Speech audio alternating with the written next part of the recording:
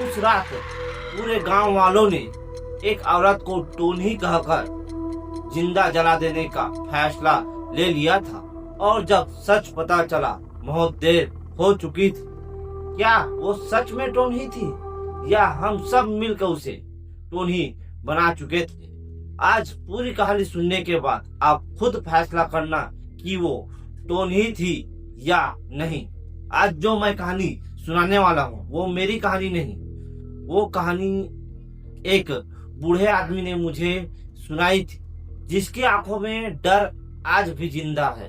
उसने मुझसे सिर्फ इतना कहा था कि तुम कभी गांव में किसी औरत को टोनी कहते सुन लेना तो फैसला करने से पहले उसकी आंखों में एक बार जरूर देखना। जिसने मुझे यह कहानी सुनाई है उसका नाम रामलाल। उसने बताया कि ये कहानी करीब 20 साल पुरानी है। छत्तीसगढ़ के एक छोटे से गांव छोटा मगर डर बहुत बड़ा। गांव के बाहर एक झोपड़ी थी। गांव वाले वहां से गुजरते समय अपना चेहरा झुका लेते थे, क्योंकि उस झोपड़ी में एक औरत रहती थी जिसे सभी लोग टोनी कहते थे। उसका असली नाम था धनवंती। पहले वह बिल्कुल सामान्य थी। पति उसका खेतों में काम करता था। उसकी एक बेटी थी, लेकिन कुछ साल पहले गांव में महामारी फैली। उसकी बेटी बीमार पड़ी और वह 3 दिन में दुनिया छोड़कर चली गई। उसका पति अपनी बेटी के जाने का दुख सहन नहीं कर पाया और वह कुछ महीनों बाद वो भी दुनिया छोड़कर चला और धनवंती अकेली रह गई। और गांव वालों ने फैसला कर लिया कि यह औरत अशुभ है। एक रात गांव के बच्चे को बहुत तेज बुखार हुआ। डॉक्टर दूर था, बच्चा बेहोश पड़ा था। किसी ने कहा शाम को धनवंतरी को उसके घर के पास देखा था। बस नाम फैल गया, वो टोनी है। गांव के कुछ लोग लाठी लेकर उसकी झोपड़ी में पहुंचे। रामलाल भी उस भीड़ में था। जब दरवाजा खोला गया, सामने धनवंतरी एक पुरानी गुड़िया लेकर बैठी थी। वो उससे धीरे धीरे बातें कर रही थी और तभी भीड़ चिल्लाई, देखो जादू टोना कर रही है। लेकिन रामलाल ने ध्यान से देखा, वो रो रही थी। वो मरी हुई अपनी बेटी से बात कर रही थी। सुबह बच्चा ठीक हो गया। डॉक्टर ने कहा गंदा पानी पिया था, संक्रमण था। लेकिन गांव ने नहीं माना, क्योंकि डर को सच से ज्यादा ताकत मिल चुकी थी।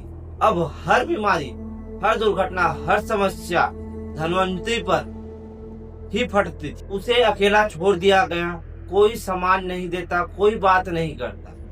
वो जंगल से लकड़ी लाती और चूल्हे में अपना खाना बनाकर खाती। रामलाल की आवाज यहाँ कांप गई थी, क्योंकि एक रात जब गांव में आग लगी थी तो सभी लोग उसकी झोपड़ी की तरफ दौड़े।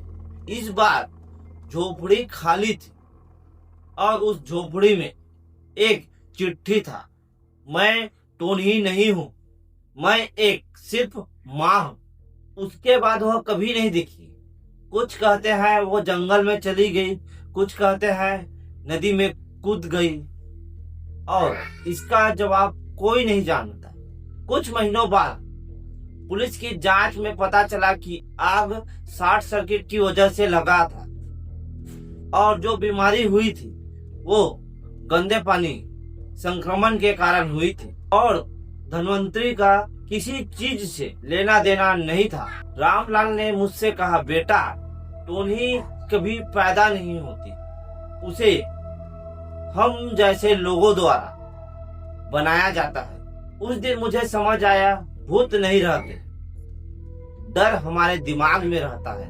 और जब हम किसी अकेले आदमी को अपना डर दे देते हैं तो वह टोनी बन जाती है। आप लोगों को यह टोनी वाली हॉरर स्टोरी कैसी लगी? अगर अच्छी लगी हो तो इस वीडियो को लाइक करना, चैनल को सब्सक्राइब करना और कमेंट में लिखकर बताना कि गांव में अभी भी टोनी बोला जाता है या नहीं। और हाँ, आप लोगों के पास अगर कोई इंटरेस्टिंग हॉरर स्टोरी है तो आप मुझे मैसेज करके बता सकते हो या कमेंट में नीचे लिख देना कि मेरे पास एक हॉरर स्टोरी है।